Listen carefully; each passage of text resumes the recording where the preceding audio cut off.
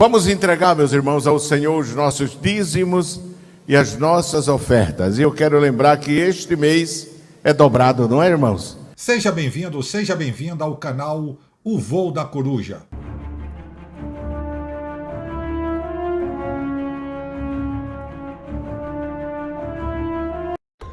Irmão Giovanni, as irmãs, elas têm medo, entendeu? O problema é medo de enfrentar, entendeu? Enfrentar a dirigente que está na frente, que é a cabeça de tudo, com a aval do pastor, né, que ele assinou embaixo, entendeu?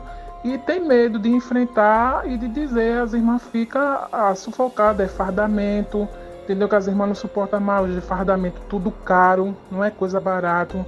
Fora a costura, entendeu? É medo, as irmãs têm medo de enfrentar, a verdade é essa, as irmãs são escravizadas, as irmãs têm medo. A escravidão diz que já passou, mas não passou não.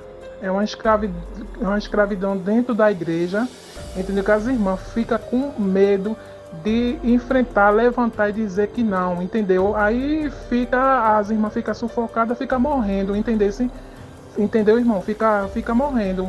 É medo que as irmãs têm. Medo. Botaram medo nas irmãs, entendeu? Botaram a mordaça nas irmãs, que as irmãs têm medo de se levantar e enfrentar e dizer que não. O senhor sabia que teve uma irmã aqui do grupo do Cristão Autêntico. Ela mora no Recife. Ela foi expulsa da igreja porque o esposo dela está na DCeara. Ela foi expulsa literalmente. O presbítero de lá disse que eu acho que é presbítero, disse que ela só podia ir nos domingos. Expulsou ela da igreja. E pode expulsar uma pessoa da igreja porque o marido foi para outra denominação e ela ficou. Essa irmã é daqui do grupo do Cristão Autêntico. Serva de Deus, a escravidão dentro da IADPE é uma coisa impressionante. Ela extrapola todos os limites, né? Agora, essas irmãs têm medo, não é? Primeiro, as dirigentes, a maioria absoluta, são escravas do sistema. Muitas dessas mulheres são raras as que estudam Bíblia, que conhecem Bíblia, né? Elas gritam muito, elas falam muito em línguas estranhas, é aquele trabalho que a gente já conhece.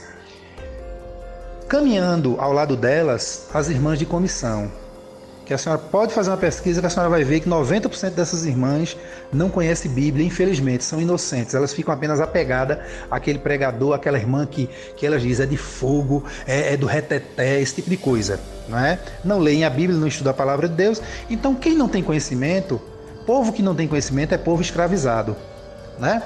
Então aí ficam naquela, não vou tocar no ungido, não vou tocar na irmã, a ordem da irmã tem que ser cumprida. Aí resultado, ficam vivendo um evangelho de aparência, um evangelho de opressão, cheias de problema, a maioria delas cheias de problema dentro de casa, algumas com os esposos crentes e que cobram, que também são homens, muitos deles são homens que não leem Bíblia, não têm sabedoria. Outras, os esposos não são crentes, filhos não são crentes, problemas sérios dentro de casa, então vão levando essa vida. Aí o resultado de tudo isso, serva de Deus, é o quê? Círculos de oração que todo mundo sabe a hora que começa e a hora que termina, com aquela mesma gritaria, aquela mesma situação, ninguém vê mudança de vida, comportamento, não é? Transformação, ninguém vê.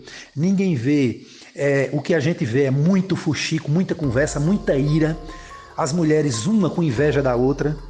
Infelizmente, é uma cadeia, a escravidão é uma cadeia de fatos e atos, né? E essa situação da irmã que a senhora cita, que foi expulsa por um presbítero menino, infantil e talvez moleque, não sei, não é? Porque existe muito presbítero moleque, maloqueiro, não é? Maloqueiro, que tem sua vida frustrada, não conseguiu algo melhor na vida, né? E se aproveita da situação de estar liderando, de estar à frente da igreja para humilhar, para oprimir as pessoas, né? Se realmente aconteceu isso com essa irmã pelo fato do esposo dela ter ido para a DCeara, ela foi expulsa da igreja assim, maltratada por esse presbítero, né? Tá precisando o marido dela que foi para a DCeara chamar esse presbítero numa conversa homem para homem, não é? E colocar ele no lugar dele, não é brigar não, é colocar ele no lugar dele, dizer: respeite a minha esposa, deixe de ser maloqueiro, deixe de ser moleque, e de preferência com uma ou duas testemunhas, né? Quem se comporta como maloqueiro, como moleque, precisa ser admoestado. Tá bom, serva de Deus? Deus abençoe. Vamos entregar, meus irmãos, ao Senhor os nossos dízimos e as nossas ofertas. E eu quero lembrar que este mês é dobrado, não é, irmãos?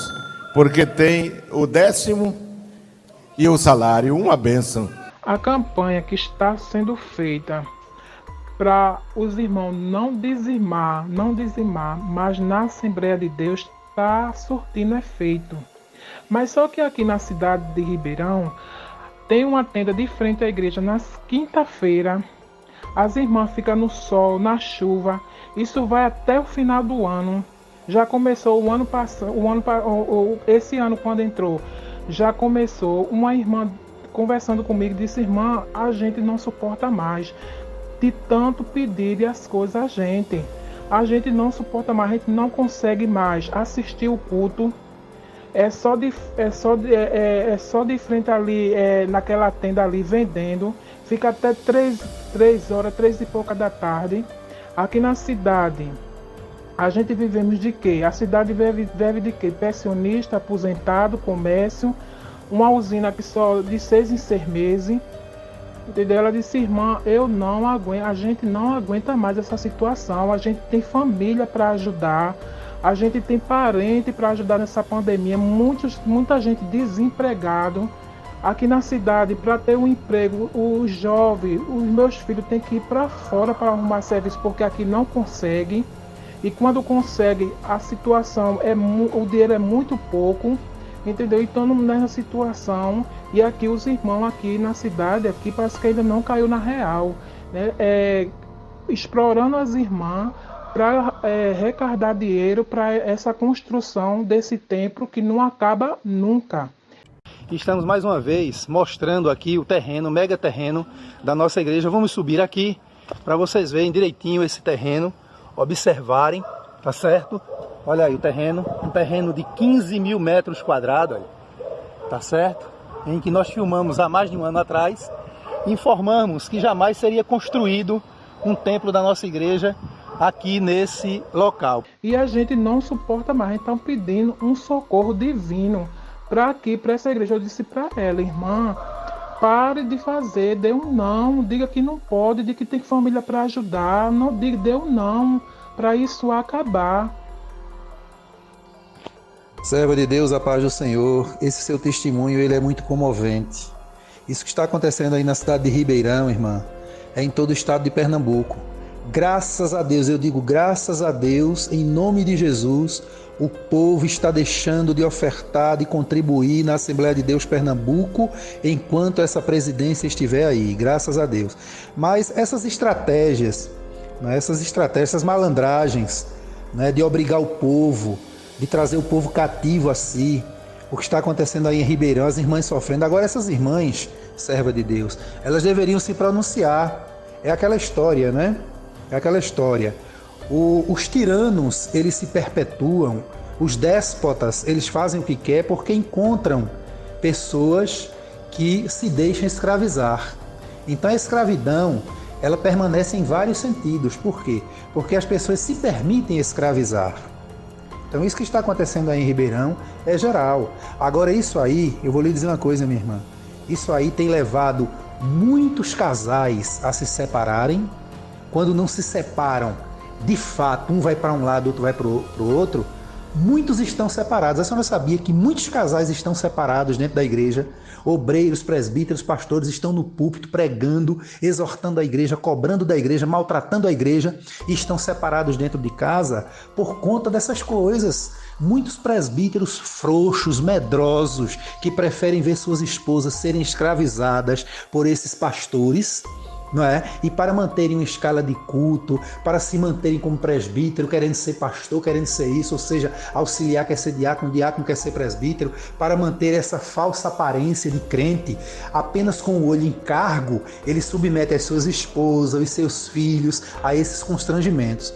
Veja que as irmãs sequer têm condição de assistir os trabalhos porque são obrigadas. E isso é verdade, isso é tratado em reunião de presbítero. São metas a cumprir, é como uma empresa, tem metas a cumprir. Metas a cumprir. Isso é um absurdo. Então essas irmãs aí em Ribeirão, não só em Ribeirão, mas em todo o estado de Pernambuco, tem que deixar de contribuir, estão deixando de contribuir, graças a Deus, em nome de Jesus, estão deixando. Agora precisam botar a boca no trombone, precisam falar, precisam se pronunciar. Aquelas que não querem se pronunciar, minha irmã, deixem de fazer como a senhora está dizendo. O seu conselho para essas irmãs foi excelente. Que Deus continue lhe abençoando.